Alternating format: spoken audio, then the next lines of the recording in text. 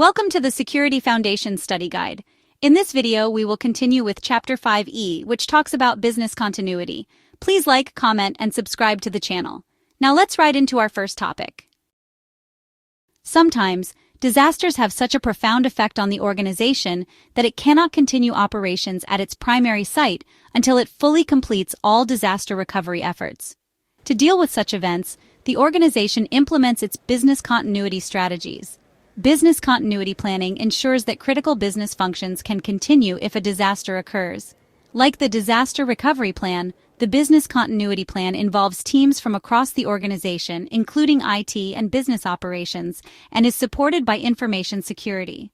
The business continuity plan is usually managed by the CEO or COO of the organization and requires fuller and more complex restoration of information and IT resources. If a disaster renders the current business location unusable, there must be a plan to allow the business to continue to function. While the business continuity plan reestablishes critical business functions at an alternate site, the disaster recovery plan focuses on reestablishment of the technical infrastructure and business operations at the primary site. Not every business needs a business continuity plan or business continuity facilities. Some small companies or fiscally sound organizations may be able simply to cease operations until the primary facilities are restored. Manufacturing and retail organizations, however, depend on continued operations for revenue. Thus, these entities must have a business continuity plan in place if they need to relocate operations quickly with minimal loss of revenue. Now let's move forward and discuss contingency planning. But first, let's take a quick break. We will be right back. Business continuity is an element of contingency planning, and it is best accomplished using a repeatable process or methodology. NIST's SP 834, Revision 1, Contingency Planning Guide for Federal Information Systems, includes guidance for planning for incidents, disasters, and situations that call for business continuity.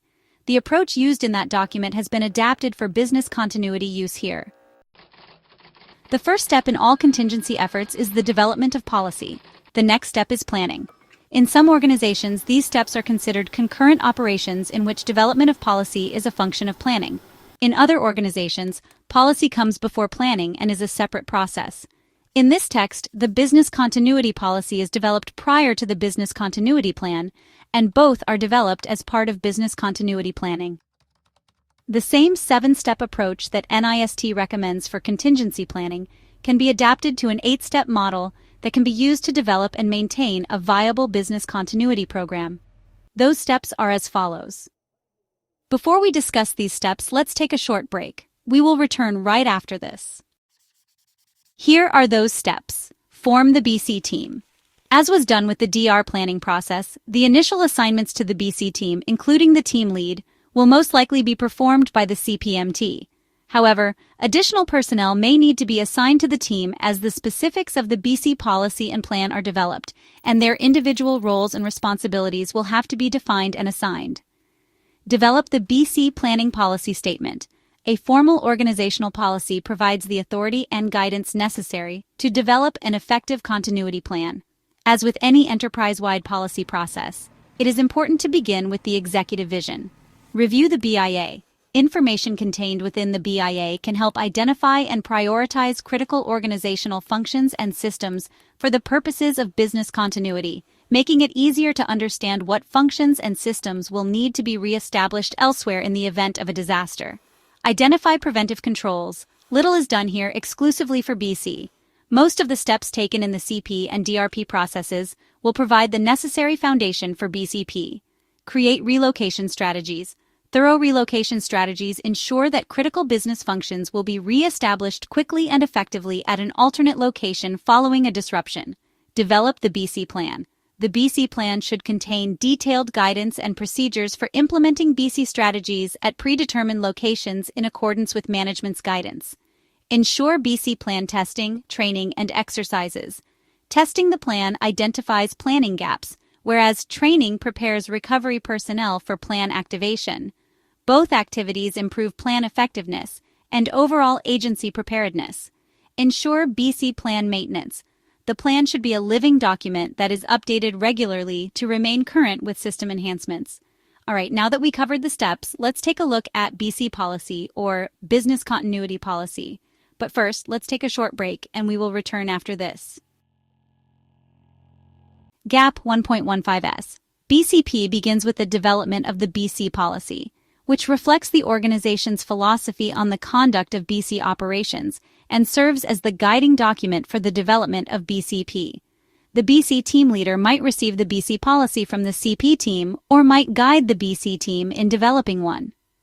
HEBC policy contains the following key sections. Purpose.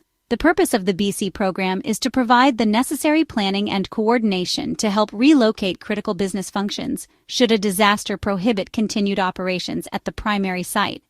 Scope.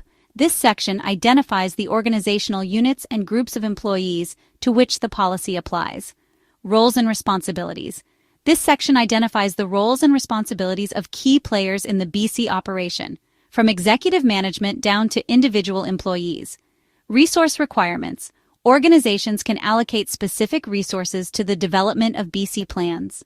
Although this section may include directives for individual team members, it can be separated from the roles and responsibilities section for emphasis and clarity.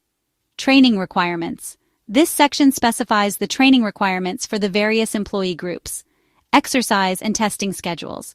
This section stipulates the frequency of BC plan testing and can include both the type of exercise or testing and the individuals involved. Plan maintenance schedule. This section specifies the procedures and frequency of BC plan reviews and identifies the personnel who will be involved in the review. It is not necessary for the entire BC team to be involved. The review can be combined with a periodic test of the BC plan, as in a talk-through, as long as the resulting discussion includes areas for plan improvement. Special considerations. In extreme situations, the DR and BC plans overlap, as described earlier. Thus, this section provides an overview of the organization's information storage and retrieval plans. While the specifics do not have to be elaborated on in this document, the plan should at least identify where more detailed documentation is kept, which individuals are responsible, and any other information needed to implement the strategy. The identification of critical business functions and the resources to support them is the cornerstone of the BC plan. When a disaster strikes, these functions are the first to be re-established at the alternate site. The CP team needs to appoint a group of individuals to evaluate and compare the various alternatives and to recommend which strategy should be selected and implemented. The strategy selected usually involves an off-site facility, which should be inspected, configured, secured, and tested on a periodic basis. The selection should be reviewed periodically to determine whether a better alternative has emerged or whether the organization needs a different solution. If you find this video useful, please hit the like button, leave a comment, and subscribe to the channel.